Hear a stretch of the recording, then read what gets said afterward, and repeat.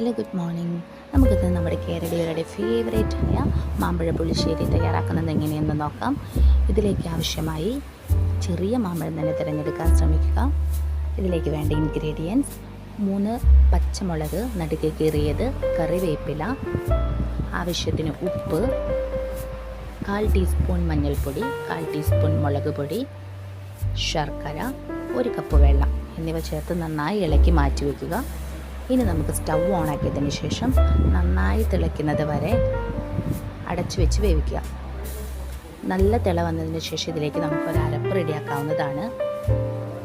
അരപ്പിനാവശ്യമായ തേങ്ങ, ജീരകം, മഞ്ഞൾപ്പൊടി, കുറച്ച് വെള്ളം ഇത് നല്ല പേസ്റ്റ് രൂപത്തിലാക്കി മാമ്പഴത്തിലേക്ക് ആഡ് ചെയ്യാവുന്നതാണ്. അതിനുശേഷം നല്ല തൈര് കൂടെ അടിച്ചെടുത്ത് ആഡ് ചെയ്യാം.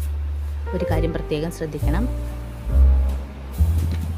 തീ ഓഫാക്കിയതിന് ശേഷം മാത്രമേ തൈര് ചേർക്കാൻ പാടുള്ളൂ.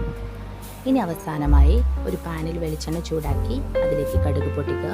കടുക് നന്നായി പൊട്ടി വന്നതിന് ശേഷം ഉലുവ, വറ്റൽമുളക്, കറിവേപ്പില എന്നിവ ചേർത്ത് നന്നായി ഇളക്കുക.